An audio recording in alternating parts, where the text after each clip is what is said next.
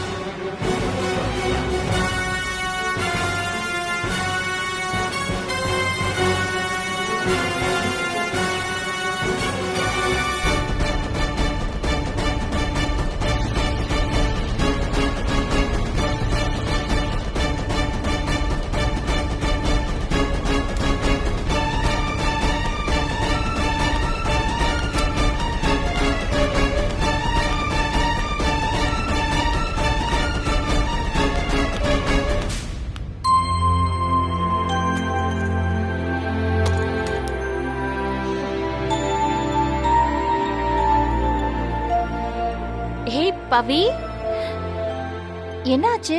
ஏன் டல்லா இருக்க? ஒன்னும் இல்ல அத்தை, லைட்டா தலைவலி. தலைவலி தானே? உனக்கு இப்பவே சூப்பரா ஒரு இஞ்சி டீ எடுத்துட்டு வரேன், இரு.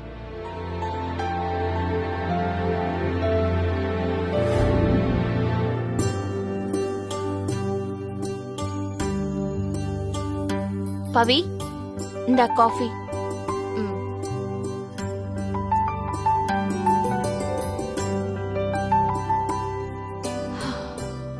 என்னாச்சு பவி? அது ஒன்னும் இல்ல அத்தை, ஒரு ஆர்ஜேக்கும் எனக்கும் ஆபீஸ்ல ஒரு சின்ன இஷ்யூ. இல்ல அத்தை, நீங்க கூட ரேடியோல ஒரு ஷோ கேப்பீங்கல்ல, அத ஹோஸ்ட் பண்றது ஆர்ஜே ஆனந்தின்னு ஒரு பொண்ணுதான். அந்த ஷோல அவ சொல்ற பதில் எல்லாமே ரொம்ப பிரில்லியண்டா இருக்கு அத்தை. எனக்கு டே 1ல இருந்தே அவ மேல நல்ல டவுட். அத நான் அவகிட்டே கேட்டேன், உன் பதிலெல்லாம் நீயே சொல்றியா இல்ல வேற யாராவது சொல்றாங்களான்னு. இல்ல நானே தான் என் பதிலெல்லாம் சொல்றேன்னு அடிச்சு சொல்றா. அவ தேஞ்ச ரெக்கார்டர் மாதிரியே இல்ல யாரும் இல்ல நான் தான் சொல்லிக்கிட்டே இருக்காத்த. எனக்கு செம்ம கோவம் வந்துருச்சு.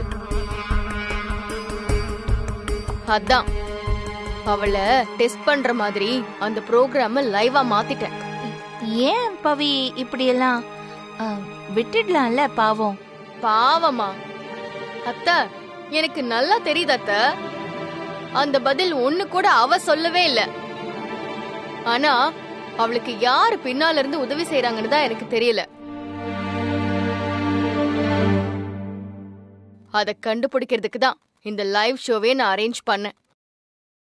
அப்படி அவ தப்பு பண்ணலனா இந்த லைவ் ஷோவை நல்லா நடத்தி காட்டட்டுமே. ஐயோ கடவுளே, இப்ப நான் என்ன பண்ணுவேன்? அத்த, என்ன யோசிக்கிறீங்க? இதெல்லாம் பண்ண போய் அந்த பொண்ணோட வேலைக்கு ஏதாவது பிரச்சனை வருமோ? அப்புறம் அவ குடும்பம் கஷ்டப்படும்ல பவி. அத்த, ஆனந்திய தப்புன்னு சொல்றதை விட அவளுக்கு உதவி செய்யறாங்கல்ல, எவ்வளவு டேலண்டடான ஆள் அவங்க.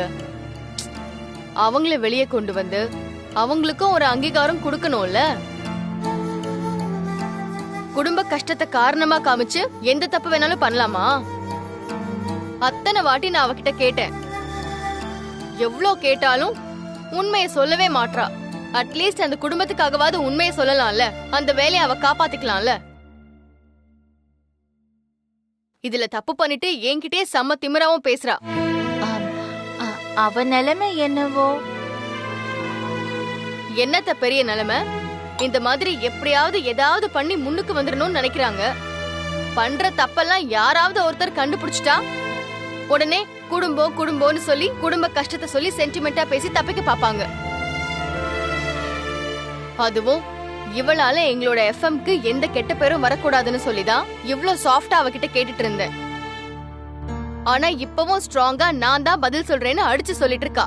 சரி சரி, இருந்தா கூட அத்தை, வந்து முதல்ல நீங்க அவளுக்கு சப்போர்ட் பண்றதை நிறுத்துங்க. உண்மையை என்கிட்ட சொன்னா நானே சப்போர்ட் பண்ணுவேன்ல அவளை. தப்பும் பண்ணிட்டு அது இல்லன்னு கடைசி வரைக்கும் சாதிச்சா எப்படியாத்தான் நான் மன்னிப்பேன்? நீ சொல்றது சரிதான் பவி, ஆனாலும் மனசு கேட்க மாட்டேங்குது.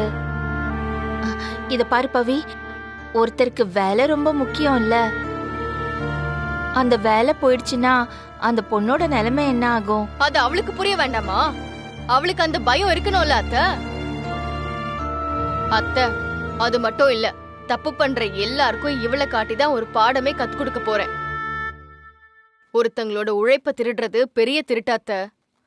அத நான் என்னைக்கும் பண்ண விட மாட்டேன்.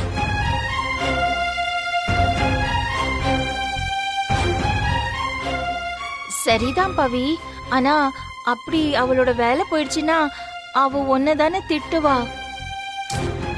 அத்தை, ஒன்னே ஒண்ணு புரிஞ்சுக்கோங்க, எனக்கு எதுவும் ஆகாது.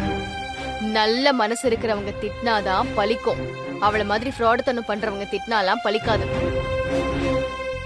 நீங்க அதெல்லாம் ஒன்னும் பெருசா கவலைப்படாதீங்க அத்தை. எப்படியோ நாளைக்கு இந்த லைவ் ஷோ நடக்கதான் போகுது. அவ என்கிட்ட கையும் களவுமா மாட்டதான் போறா. என்கிட்ட இந்த விஷயத்துல தப்பிக்கவே முடியாது. பார்க்கலாம்.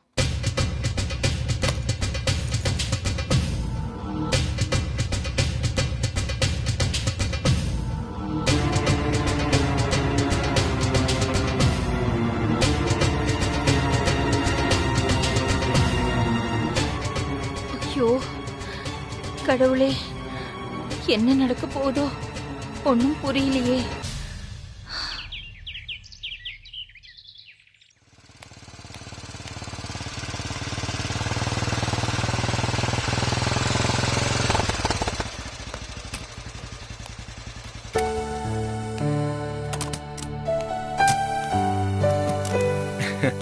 Okay sir. சரிங்க சார், நான் கிளம்புறேன். நாளைக்கு பாப்போம் சார். சந்தோஷ், ஒரு நிமிஷம் இரு. சார்,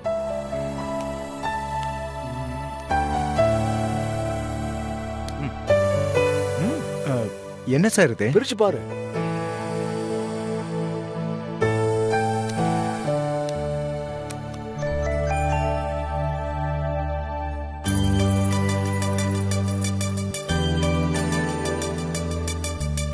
அது ஒண்ணு இல்லப்பா, அன்னைக்கு கல்யாண வீட்டுல பவியோட சென்னை நீ எடுத்து கொடுத்தல, நீ நல்ல காரியத்துக்கு தான் கொடுத்த. இருந்தாலும் பவி வருத்தப்பட்டிருப்பா இல்ல? ஆமா சார், பொண்ணுங்களுக்கு எப்பவுமே நகை மேல ஒரு தனி பிரியம் தானே சார். அதான் கூடிய சீக்கிரமே நான் அதை வாங்கி தரேன்னு பவிக்கிட்ட ப்ராமிஸ் பண்ணியிருந்தேன். அதுக்கு தான் இது. சார், சந்தோஷ், நான் ஒண்ணு இதை சும்மா கொடுக்கல. மாசம் மாசம் உன் சம்பளத்துல இருந்து புடிச்சுட்டு தான் போறேன்.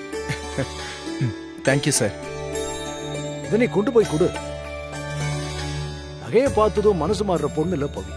இருந்தாலும் இது உங்க ரெண்டு பேருக்குள்ள பேசிக்க ஒரு நல்ல சந்தர்ப்பத்தை ஏற்படுத்துதான். கண்டிப்பா சார். மற்ற பொண்ணுங்க மாதிரி இல்ல பவி. அவ மனசை மாத்துறது ரொம்ப கஷ்டமா இருக்கு சார். இருக்காதா பின்ன? உன் மேல எவ்வளவு பிரியம் வச்சிருந்தா, நம்பிக்கை வச்சிருந்தா, அது உடைஞ்சு போனதுனாலதான் உன் மேல கோபமா இருக்கா. ஆமா சார், பாவம் சார் பவி. சரி, ஃபீல் பண்ணாது. முயற்சியோட யார் இகழ்ச்சி அடையா. ட்ரை பண்ணிட்டே இரு. கண்டிப்பா ஒரு நாள் மனசு மாறுவா. நீ முதல்ல இதை போய் கொடுத்துட்டு உன் முயற்சியை ஆரம்பிச்சு வை. All the best.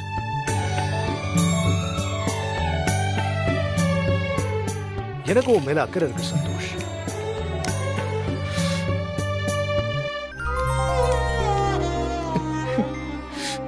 Sir, thank you sir. Thank you.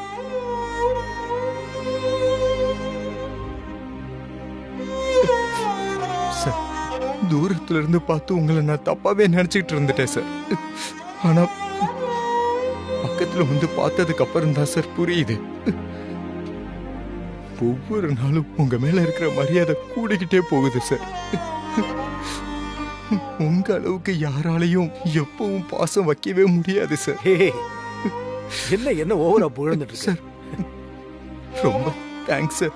நல்ல விஷயம் பண்ணா அதை மனசார பாராட்டணும் இல்லையா சார்? அதான் சார் மனுஷத்தனம். முன்னாடி எல்லாம் நான் ஒரு மிருகம் மாதிரி உங்ககிட்ட பிஹேவ் பண்ணிருக்கேன். அதை நினைச்சா எனக்கு அவமானமா இருக்கு சார். சரி விடுப்பா, இனி நடக்கிறத பத்தி பேசு. இனிமே நான் புது சந்தோஷம் பார்க்கணும், அது போதும் எனக்கு. அது மட்டும் இல்ல, நீயும் பவியும் 2 பேரும் ஹாப்பியா வாழணும். அதுக்கு என்னால முடிஞ்ச எல்லா ஹெல்ப்பையும் நான் பண்ணுவேன். பவி மனசை மாத்துறது உன் வேலை.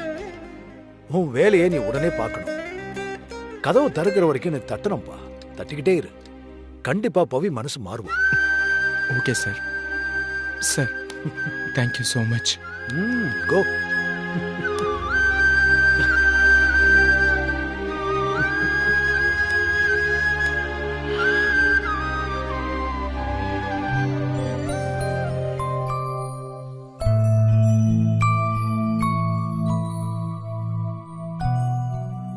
அம்மா வாங்க. என்ன குட்டி, இவ்ளோ சந்தோஷமா இருக்க? என்ன விஷயம்? ஒரு காரணம் இருக்குமா. என்னன்னு தெரியுமா? ஆ, புது செயின் எப்படி இருக்கு?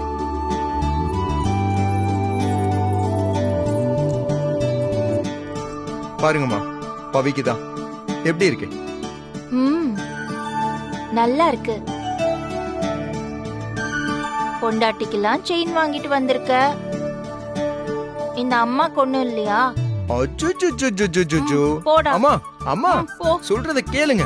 இது நான் வாங்கலம்மா.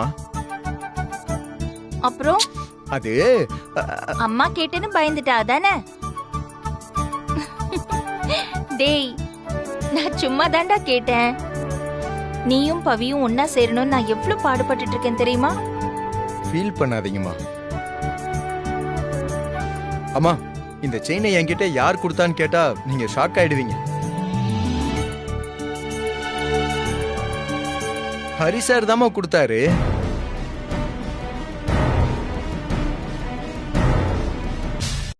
அம்மா, நான் அன்னைக்கு கல்யாணத்தப்போ ஒரு செயின் கொடுத்திருந்தேன்ல, அதுக்காக ஹரி சார் எனக்கு வாங்கி கொடுத்தாரு.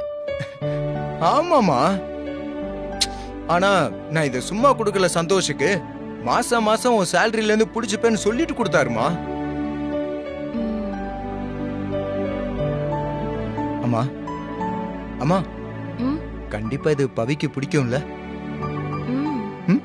பிடிக்கும். ம். சரி, இத நீயே போய் பவி கிட்ட கொடுப்போ. Wait wait wait wait. இப்பதாமா அவ என்ன கொஞ்சம் கொஞ்சமா புரிஞ்சுக்கிட்ட மாதிரி தெரியுது.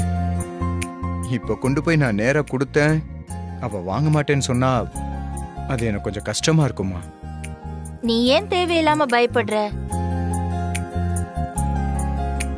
போய் கொடு, வாங்கிப்பா. பயம் எல்லாம் ஒண்ணும் இல்லம்மா. நானே நேரா கொடுக்கறத விட அவ பாக்குற மாதிரி ஒரு இடத்துல வச்சு அவளுக்கு சர்ப்ரைஸ் பண்ணா இன்னும் கொஞ்சம் த்ரில்லா இருக்கும்ல. அம்மா ப்ளீஸ்மா, வாங்கம்மா போலாம். வாங்க வாங்க வாங்கம்மா, ப்ளீஸ் வாங்க, கோச்சுக்காதீங்க, வாங்க.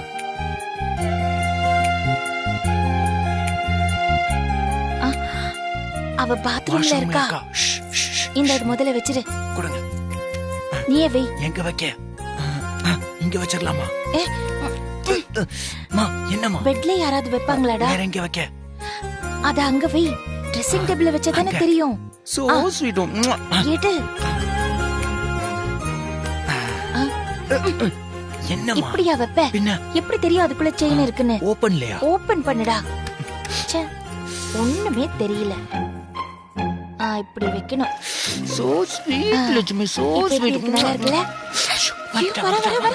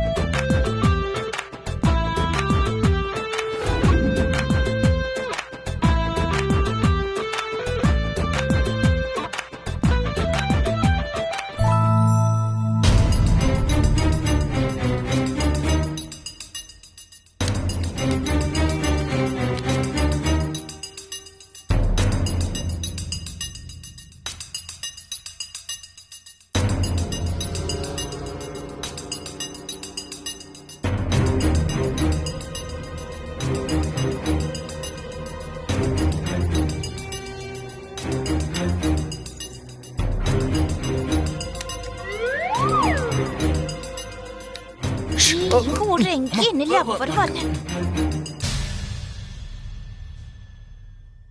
அத்தை, ம், ம், என்னத்த இது? இதா என்னடா அது? ஆ, ஓ, ஆ, குட்டி உனக்கு செயின் வாங்கிட்டு வந்தான், அதானேடா இது? அத்தை, என்ன தேவையில்லாம இப்படி கோவப்படுத்திட்டு இருக்காதீங்க. நான் உங்ககிட்ட இப்போ செயின் வேணும்னு கேட்டேனா?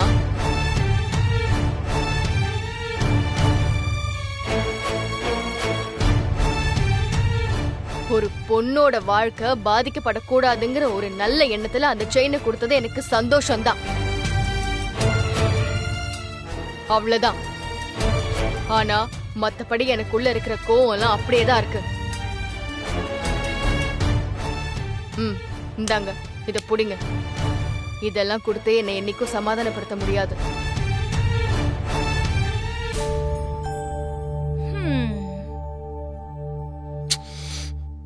இந்தடா புடி.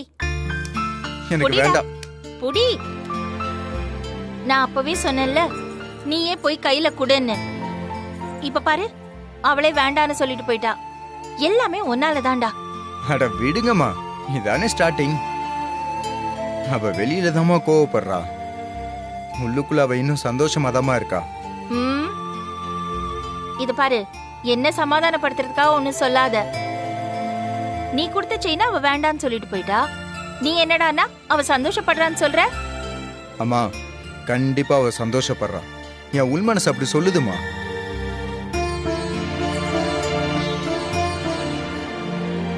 உடனே மன்னிச்சிடுற மாதிரி தப்பு இல்லையே நான் பண்ணது.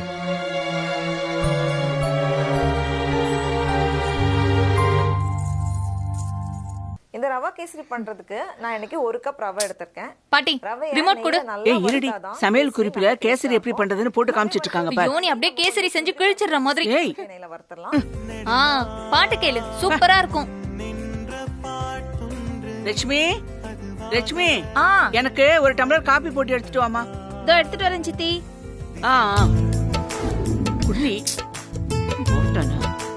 சித்தி, ஆ. காஃபி. கொண்ட. பவிக்கு டிஃபன் ரெடி பண்ணணும். இதோ வந்துடுறேன்.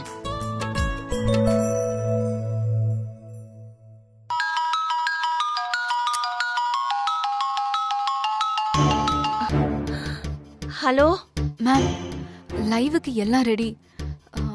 ஷோக்கு இன்னும் 1 hour தான் இருக்கு. ஹலோ மேம், லைன்ல இருக்கீங்களா? இருக்கேன் இருக்கேன். வாயை வச்சுக்கிட்டு சும்மா இல்லாம கேள்விக்கு பதில சொல்லி தேவையில்லாம நான் மாட்டிக்கிட்டேன். மேம், அப்படியெல்லாம் எதுவுமே யோசிக்காதீங்க. இன்னைக்கு ஒரு நாள் இந்த ஒரு ப்ரோக்ராம்ல என்ன சேவ் பண்ணுங்க. அதுக்கப்புறம் எல்லாம் நான் பாத்துக்கிறேன்.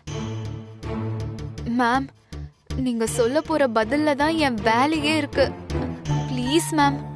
சரி சரி. பவி இப்ப ஆபீஸ்க்கு கிளம்பிக்கிட்டு இருக்கா. அவ போனதுக்கு அப்புறமா நான் உங்களுக்கு ஃபோன் பண்றேன். Okay ma'am.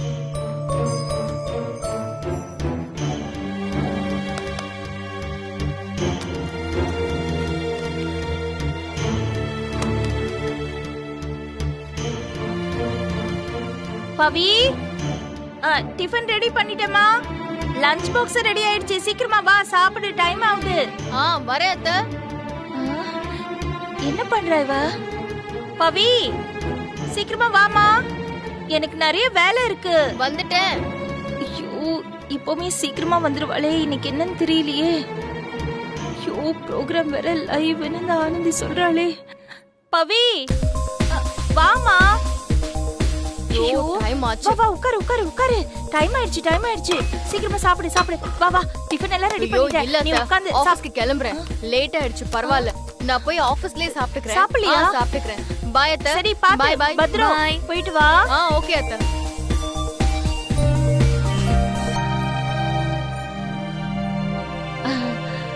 சித்தி, டிஃபன் ரெடி பண்ணி டைனிங் டேபிள்ல வச்சிருக்கேன், சாப்பிடுங்க. நான் மொட்டை மாடிக்கு போறேன். துணி காய வைக்கணும். அதான். அது என்ன நேரங்காலத்தோட துணி எடுக்காம இருக்க? அப்படி என்னதான் பண்றியோ தெரியல. சரி சரி, நான் பாத்துக்கிறேன். நீ போய் துணி எடுத்துட்டு வா போ. சரி சித்தி.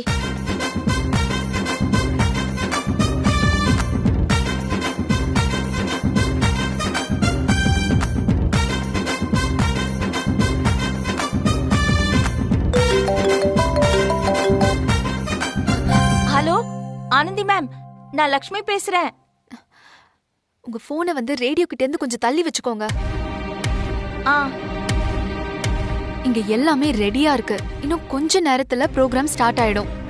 நீங்க क्वेश्चन ரேடியோல கேக்கும்போது போனை கொஞ்சம் தள்ளி வச்சுக்கோங்க. இல்லனா இந்த மாதிரி தான் சவுண்ட் வரும். அப்புறம் क्वेश्चन சரியா கேட்காம வேற ஏதாவது பதில் சொல்லிட போறீங்க. Ma'am please ma'am சொதப்பிடாதீங்க.